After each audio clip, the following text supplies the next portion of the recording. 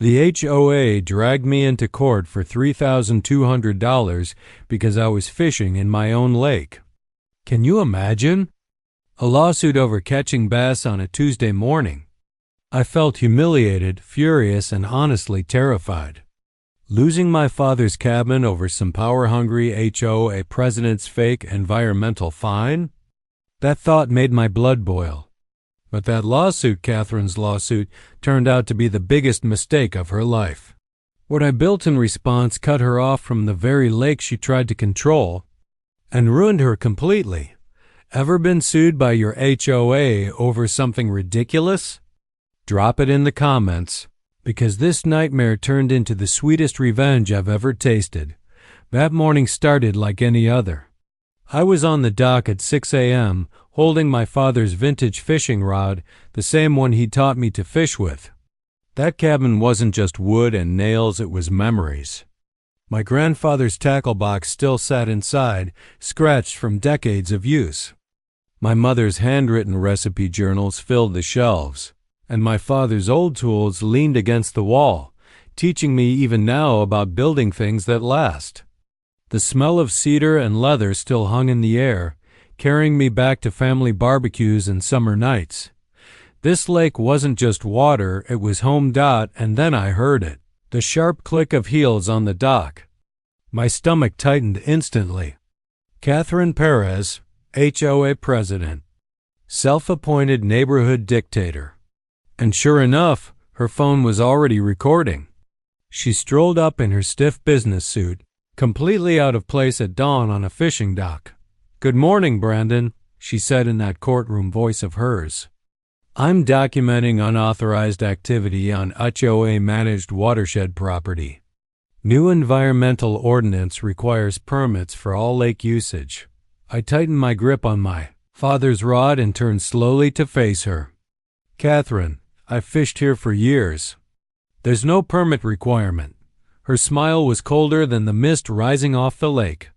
"You may think that," she said, "but that doesn't give you the right." That's when I realized this wasn't about environmental protection. It was about power. Catherine had been president for 3 years, and in that time, she'd transformed from a neighbor into a tyrant.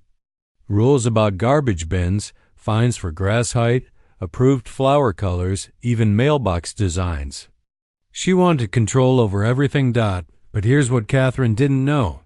Before I became an IT consultant, I was a fence contractor. I knew property lines, deeds, survey markers, and I knew how to defend land in court. Catherine thought I was just another suburban pushover. She had no idea she'd just picked a fight with someone who knew exactly how to fight back. That evening, I spread my property deed across the kitchen table while Kelly, my wife, cooked dinner. When I told her what happened, she shook her head. "That woman has way too much time on her hands," she said, but I could see the worry in her eyes. We'd moved here for peace, not war. Still, as I traced those boundary maps, my contractor instincts kicked in. The numbers on that deed told a story Catherine clearly hadn't expected anyone to read carefully. People like her assumed everyone else was ignorant. But I knew deeds. I knew easements. And I knew how to build fences that judges respected. The very next morning, a certified letter arrived. $3,200 in fines for violating protected watershed regulations. 30 days to pay or face legal action. It was dressed up with official seals and environmental codes, scary enough to make most people cave. But instead of panicking, I sketched fence designs on the back of the envelope. Because I already knew something Catherine didn't. I had spent the weekend digging into county records. And what I found was about to flip her whole power trip upside down. She wanted control. I was about to give her a masterclass in property rights. So I ordered surveying, equipment, and fence materials like I was preparing for battle, because in a way, I was. Catherine thought this was just a fine. She had no idea I was about to turn this into suburban warfare.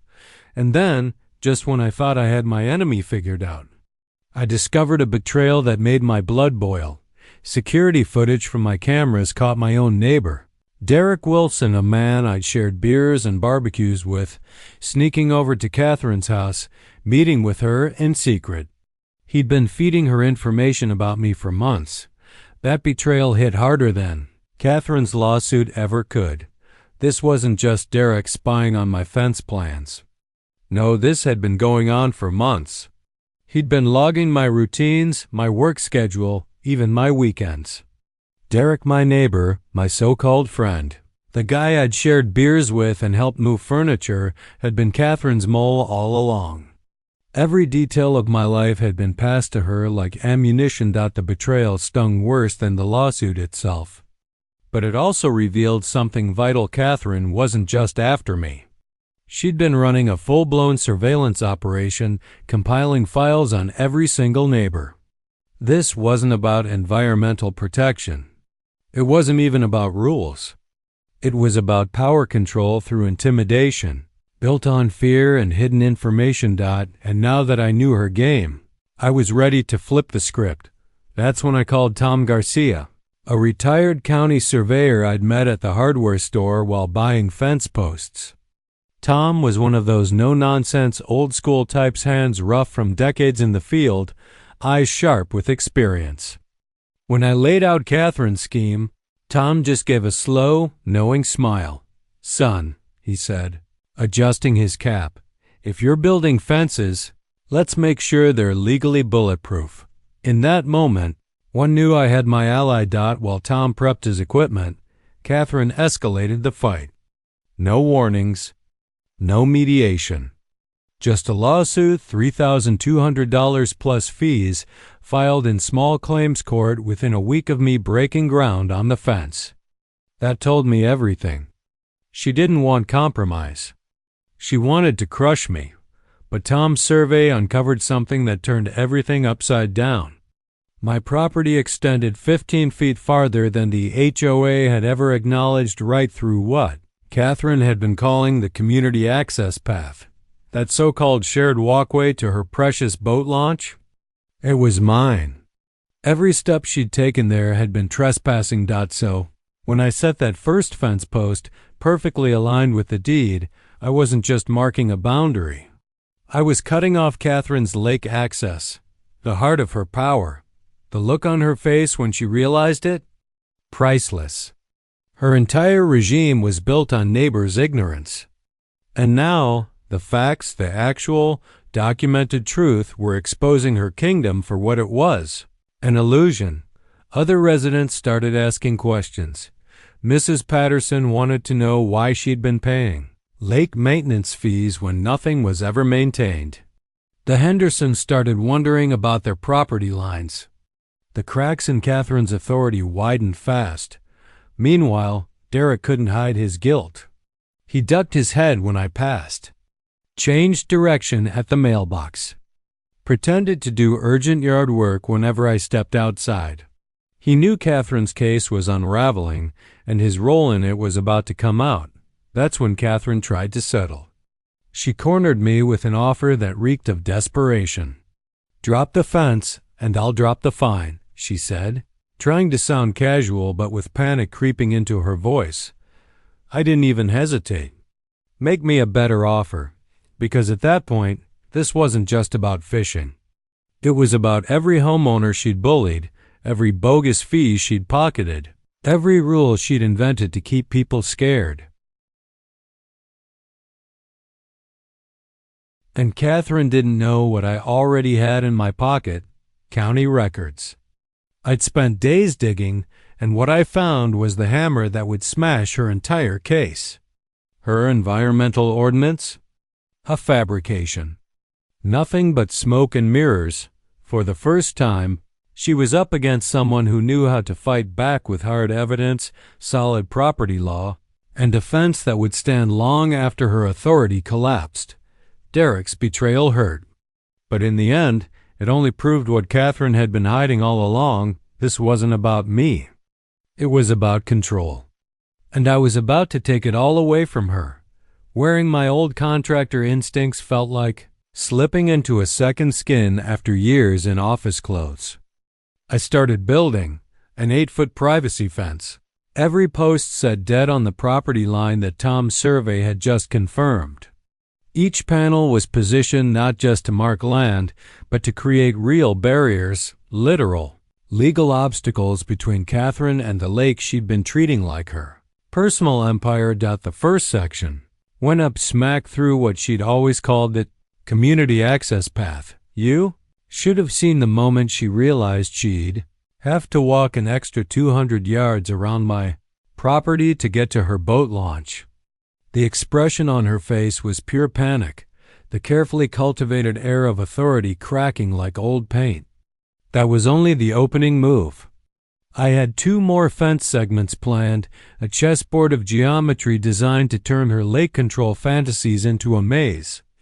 With the court date 10 days away, Catherine's calm evaporated. She tried bluster first, showing up with her clipboard and phone, shouting about contempt of court if I didn't remove the fence. Her voice trembled just enough to give her away. Then she tried bribery $500 to drop everything and restore community harmony. I laughed. I wasn't in this for a payoff. I was in it to stop her and to make sure no other homeowner would be bullied by her paper authority. Once I started pushing back, the neighborhood woke up. People who had quietly accepted Catherine's edicts for years suddenly wanted answers. Tom was booked solid. Everyone wanted a boundary survey. The hardware store said fence supplies were flying off the shelves. Mrs. Patterson demanded to know why she'd been billed for lake maintenance that had never happened. The Hendersons started asking whether their kids' play area might actually be on their own land. What had been private gripes turned into public questions, and each one widened the crack in Catherine's facade. Her response grew clumsier by the day. She hired a tree crew to accidentally damage my fence during a supposed maintenance run. I had it all on camera. The foreman backed out the moment he realized what she'd asked him to do. That's when it was obvious. She was panic striking, burning illegal moves because she could see the legal noose tightening. Catherine's surveillance of my build became almost comical in its obviousness walking past, snapping photos, scribbling measurements in a tiny notebook like she could manufacture a code violation out of thin air. But Tom had built the survey to withstand scrutiny. Every permit was properly filed with the county. My research into her environmental authority exposed holes the size of cargo ship states that didn't line up, missing approvals, no legal basis for the sweeping powers she'd been claiming. 5 days out from court, I drove the final post. As I tamped concrete and checked lines, my shovel struck something that made my heart race. A cluster of old survey stakes, buried and deliberately marked with dates. These weren't lost relics. They'd been hidden. The buried stakes matched Tom's survey exactly. Someone, I realized, had intentionally concealed the truth about the boundary lines for years. The implication hit like a blow. Catherine hadn't been ignorant. She'd been lying, deliberately, hiding official markers to keep people in the dark so she could charge fees, collect control, and intimidate anyone who questioned her. Tom photographed the stakes while I watched him work. "This wasn't accidental," he said. "Someone buried these on purpose." At that moment, I understood the scope of what I was up against: fraud, not incompetence. A system of secrecy and leverage built on stolen information and manufactured compliance. The betrayal stung. Derek's role in feeding her intelligence had been the knife in my back, but it also freed me to concentrate on the one thing I knew how to build: a permanent solution. Have you ever had to choose between folding and standing your ground? Tell me in the comments, because when the next chapter drops, I make the choice that changes everything. Got it. Tightened and amped up for drama while keeping every key fact and beat. Here's the rewritten passage. With the court only 5 days away and deliberate deception literally unearthed from my own yard, Catherine's whole defense was about to implode. I walked into that small claims courtroom carrying evidence that would make any confident bully start to sweat. Tom's professional survey with GPS coordinates, county-stamped fence permits, and the proof that Catherine's supposed lake authority had never been authorized by the county or the HOA board. She arrived in that courtroom in full battle mode power suit, perfectly arranged papers, the practiced posture of someone used to steamrolling people she assumes don't know their rights. Her arrogance was almost theatrical. If only she'd known what I knew. The judge, a woman seasoned in property disputes, examined my package with the kind of attention that makes a liar start to fidget. She cross-checked Tom's boundary measurements against county records, scrutinized my permits, and asked the one simple question that shredded Catherine's whole scheme. Do you have county authorization for these environmental regulations? Silence. Paper shuffling. The confidence drained from Catherine's face in real time. She couldn't produce a single county authorization because none existed. For 3 years she'd been enforcing rules and collecting fees based on assumed power and forged legitimacy. Then I played the card that finished her, the buried survey stakes. Tom took the stand and explained how markers had been intentionally concealed stakes that matched his modern survey exactly, deliberately hidden to disguise the true property lines. Photographs, GPS coordinates, chain of custody. Documentation, every piece of it fit together like a blueprint of fraud. The judge's verdict was crisp and absolute. My fence? A lawful property improvement, fully protected. Catherine must pay court costs. She cannot restrict legal fishing activities on private property. And in a comment that felt like validation for a dozen sleepless nights and a neighborhood full of doubts, the judge called out the defendant's pattern, operating without proper authority and engaging in systematic deception of homeowners. I wanted to celebrate. Instead, I kept my face steady because the victory had another scene waiting at home.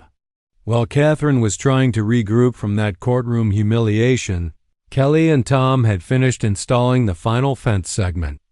When she returned, the lake access she'd treated like a personal concession was gone legally, physically, and forever controlled by the property rights I'd defended. The community's awakening was instantaneous. Neighbors who'd accepted Catherine's edicts for years began scheduling their own surveys. Mrs. Patterson scrambled to reclaim garden space she'd been told wasn't hers.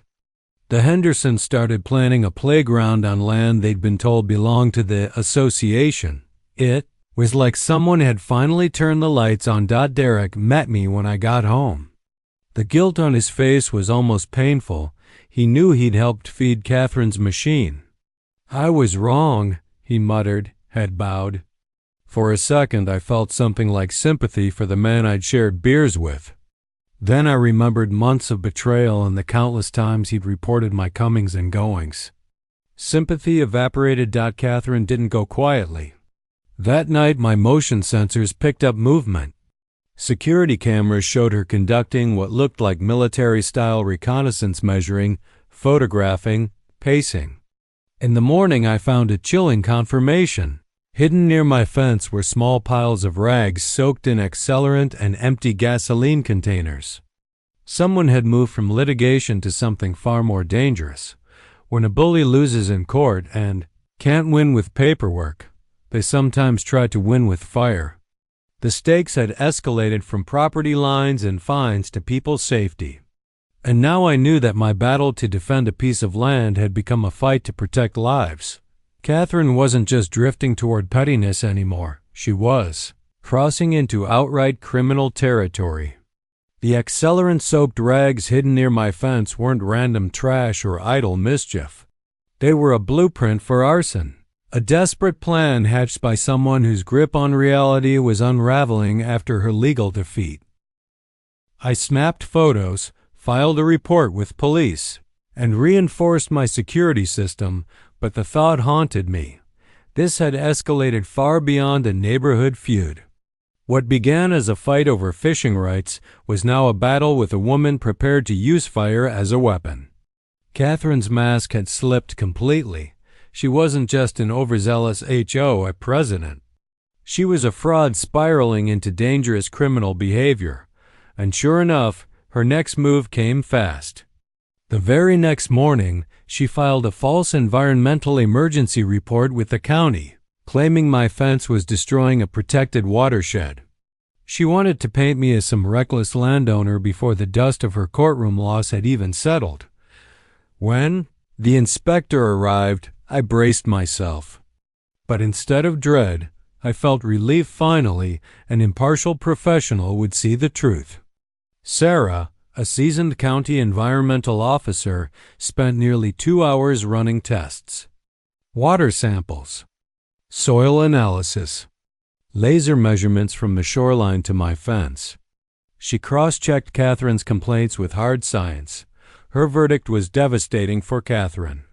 No violations, no damage, no disruption. And worse for her, the inspector flagged Catherine's complaint as malicious false reporting, recommending penalties for wasting county resources. Catherine thought she'd weaponized the system, but all she'd done was create an official paper trail of her own lies. That's when I went on the offensive. While Catherine was busy fabricating crises, I had been digging into HOA finances with the same meticulous eye I once used for security audits. What I uncovered made her phony environmental claims look like child's play. 2 years of systematic theft. Catherine had siphoned over $6,000 in lake maintenance fees. Money homeowners had paid in good faith. Dock repairs? Never happened. Water quality testing? Never performed. Landscaping? Pure fiction. The receipts she presented were smoke and mirrors, fake invoices, phantom contractors, and bank deposits that traced directly into her personal accounts. She turned the HOA treasury into her own slush fund. The evidence was ironclad, and I wasn't about to keep it quiet. I called an emergency HOA meeting and put financial transparency right on the agenda. Catherine showed up still trying to wear the mask of authority, but this time the crowd wasn't buying it. She tried to claim I was pushing a vendetta. But then Mrs. Patterson stood up and delivered the question that shattered Catherine's control. "Catherine, I've been paying you $50 a month for lake maintenance. Where are the receipts?"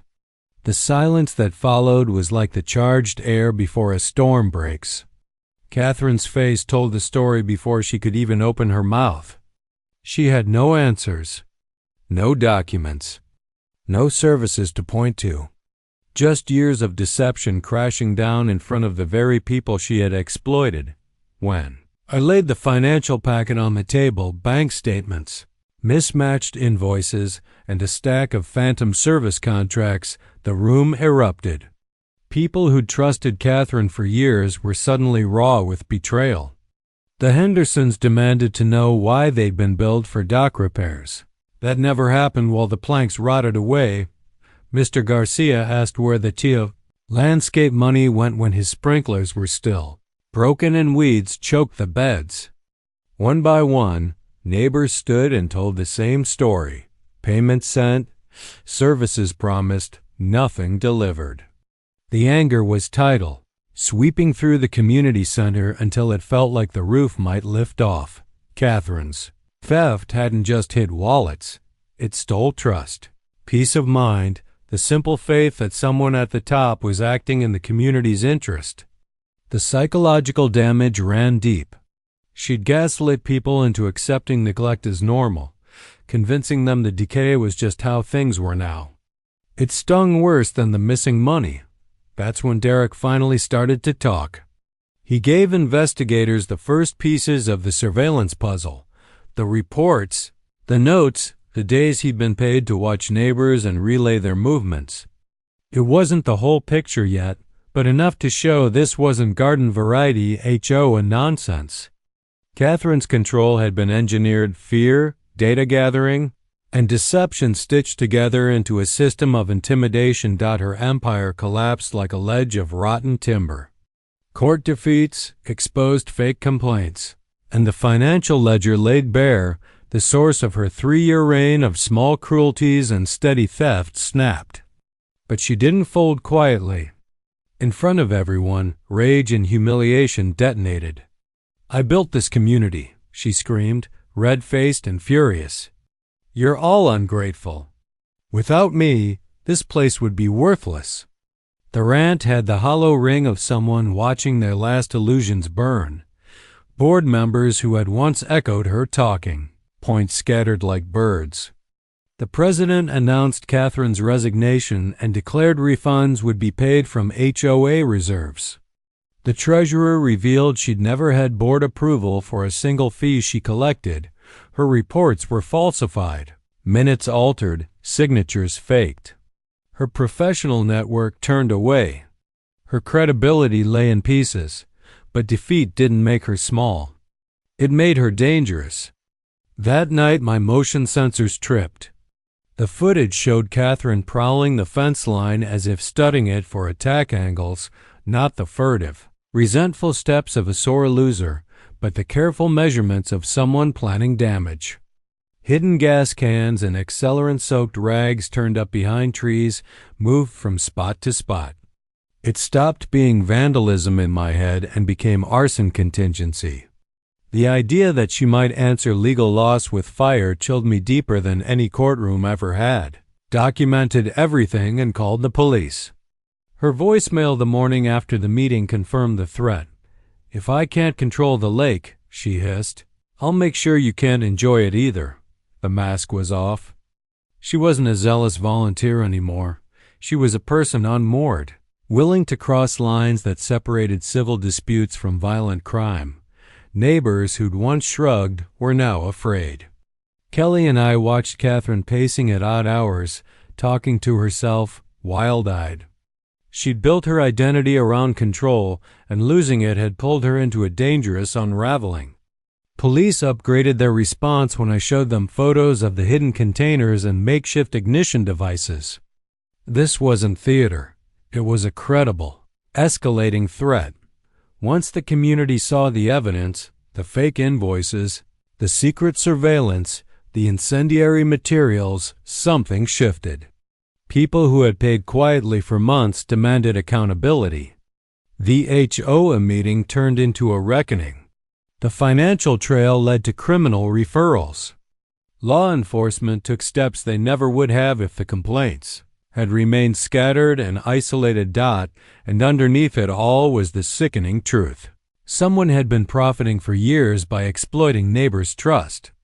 Catherine had emptied coffers, manipulated minutes, and weaponized paperwork. But she'd miscalculated the one thing con artists always forget: people eventually talk. And when they did, her house of cards collapsed. Local news had already run with the story: the embezzling HOA president turned fence vandal. Catherine's reputation was in ruins, shredded beyond repair. But instead of bowing out like a normal person would, she seemed to be digging in for a final stand, one that could put innocent people at risk. A "Fastas for sale" sign popped up in her yard, but she hadn't left. And that worried me more than anything. My late-night cameras caught her circling my fence line with strange gear I couldn't even identify.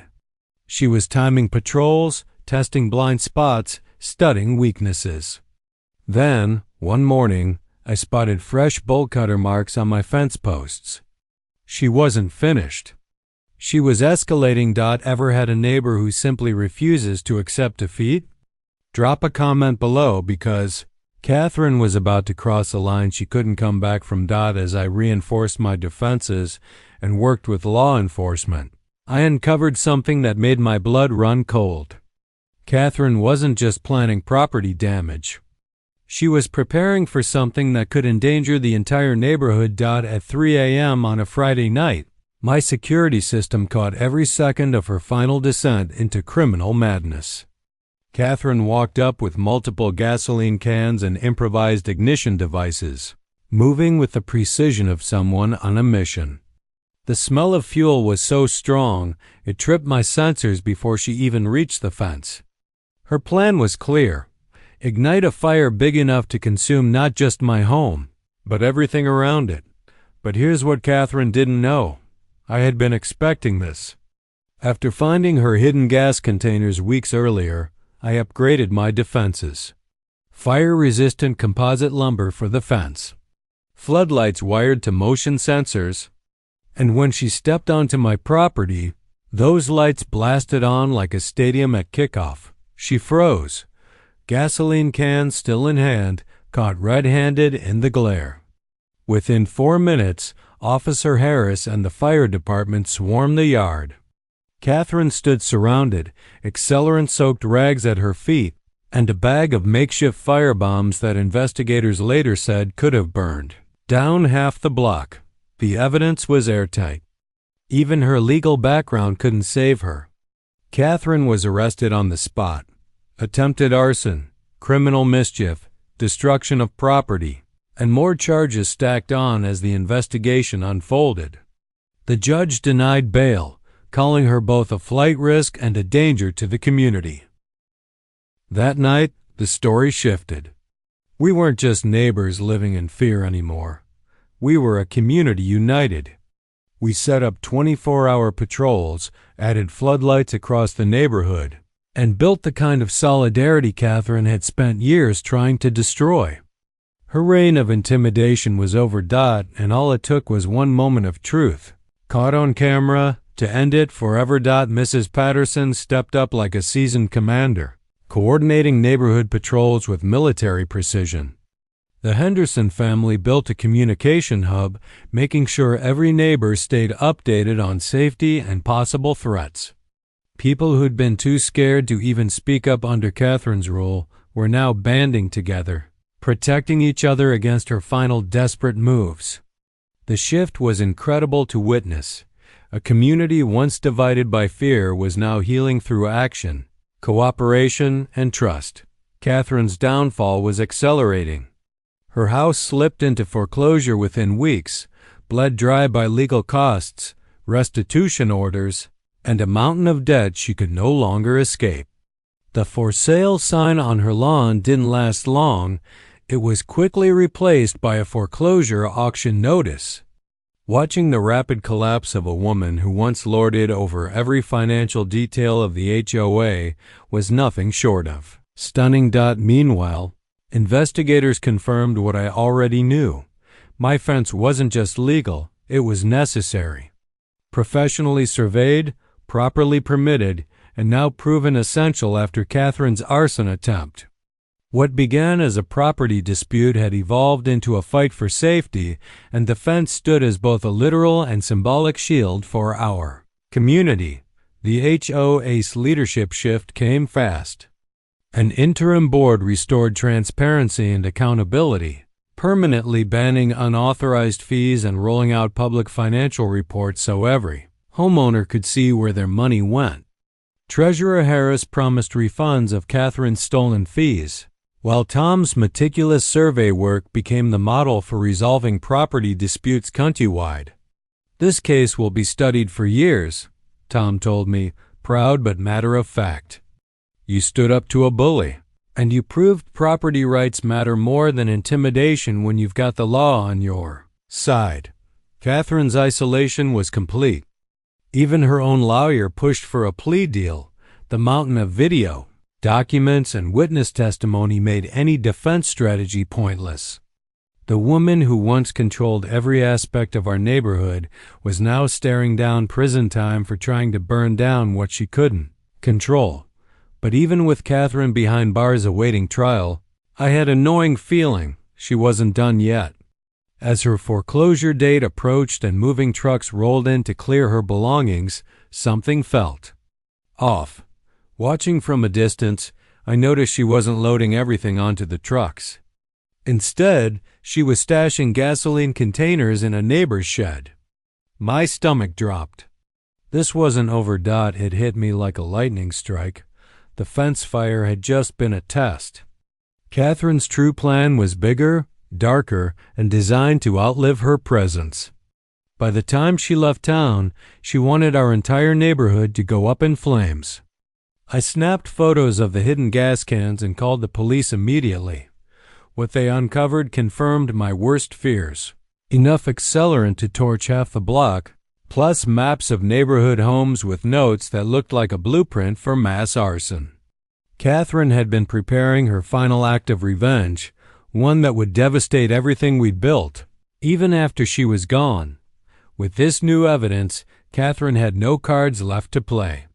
She accepted a plea bargain, guilty to attempted arson, theft of HOA funds, filing false reports, and plotting multiple acts of arson. The sentence: 6 months in jail, 2 years probation, hundreds of hours of community service, and full restitution. The judge went further, banning her from ever returning to our community during probation. Her punishment was crushing. Catherine had to repay $6,000 in stolen fees, plus $2,000 in damages for my security expenses. The foreclosure of her home barely covered her debts, leaving her financially ruined, professionally disgraced, and permanently exiled from the community she tried to destroy. In her place, a new HOA rose, one built on transparency and accountability. Homeowners received refunds, public reporting became standard, and fear was replaced with cooperation. My fence, once a target of Catherine's obsession, now stood as a lasting symbol of resilience, proof that when you fight intimidation with persistence and documentation, the truth wins. Lake access was finally restored under fair community policies that respected both private property and reasonable public use. It worked exactly as it should, protecting legitimate rights while stopping anyone from abusing power just because they carried a title. Rehabilitation came slowly, but it was real. He rebuilt trust not with words, but with consistent, transparent actions. Eventually, he even joined the new HOA Oversight Committee, determined to make sure no one could ever repeat Catherine's mistakes. I learned loyalty to truth matters more than loyalty to power, he told me months later. And this time, I believed him, because his actions proved it. Catherine's foreclosed home didn't sit empty for long. A young family moved in, grateful for a peaceful neighborhood free from intimidation. I showed them the real property lines and shared how we fought back against HOA corruption. They loved the fence network that clearly marked boundaries and the security systems that kept everyone safe.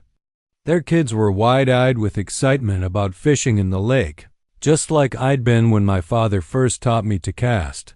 County officials updated the boundary records using Tom's survey, setting a legal precedent that would protect homeowners in similar disputes all across the region. Soon, neighborhoods in other states began citing our case as a model for pushing back against HOA abuse the right way, with paperwork, patience, and persistence. That was the real lesson. When bullies hide behind fake authority, truth and preparation strip their power without stooping to their tactics.